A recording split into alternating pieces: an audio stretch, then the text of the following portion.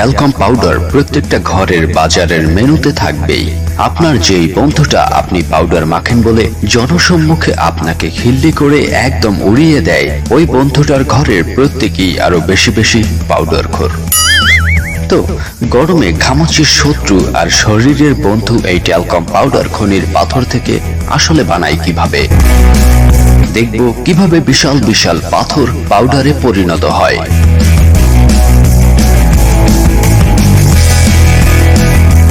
তো বস, আপনি একটা লাইক দিয়ে দিন আর আমি শুরু করে দেই আজকের ভিডিও।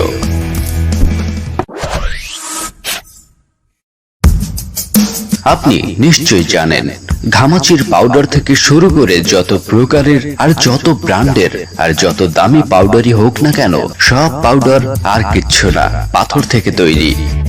এই পাথরগুলোকে বলে সোপস্টোন। এই পাথরে ক্লোরাইড ও কার্বনেট আর টাল্ক এই তিনটি মিনারেল পূর্ণ, তাই এই পাথর দিয়ে বানানো পাউডারকে ট্যালকম পাউডার বলে। তো এই পাথর সংগ্রহ করতে প্রথমে তো মাটি খোদাই করে এর খনি খুঁজতে হয়, আর বেশিরভাগ সোপস্টোনের খনি পাওয়া যায় চীন, আমেরিকা, পাকিস্তান, নেদারল্যান্ডস ও ফ্রান্সে।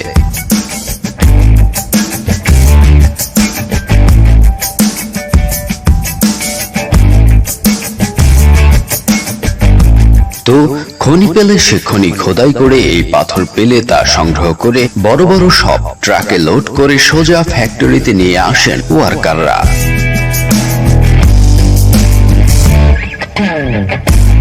এই বিশাল বিশাল পাথর এবার পাউডারে পরিণত হবে, আর পাউডার করতে এই বড় বড় সব টুকরোগুলো এবার গ্রাইন্ডার মেশিনে ঢেলে ছোট ছোট টুকরোতে পরিণত করা হয়।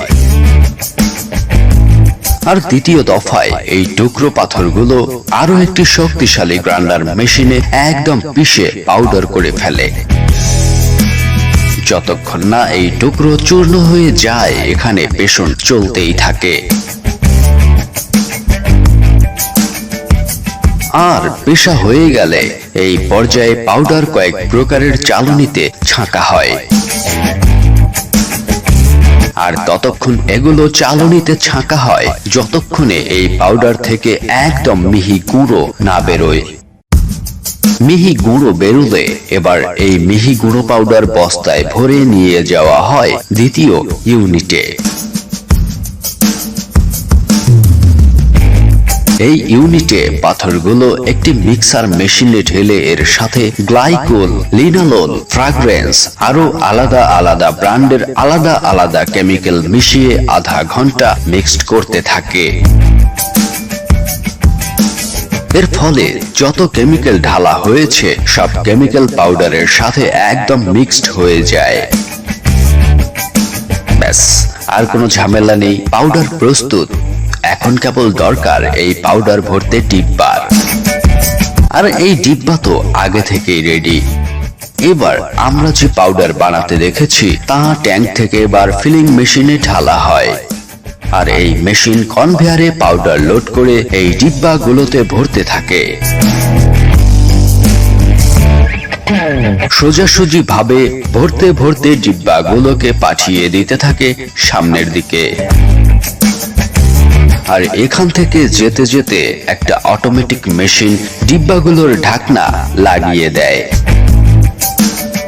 আর এখান থেকে গিয়ে সোজা প্যাকেটিং ইউনিটে প্যাকেট হয়ে কারো চেহারা সাদা করতে, কারো ঘামাচি কমাতে চলে আসে বাজারে।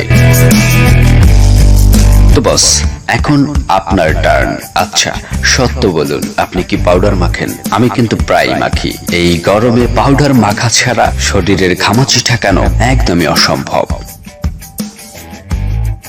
তো আজ মাখামাখি পর্যন্ত থাক, দেখা হবে পরের ভিডিওতে। আল্লাহ হাফেজ।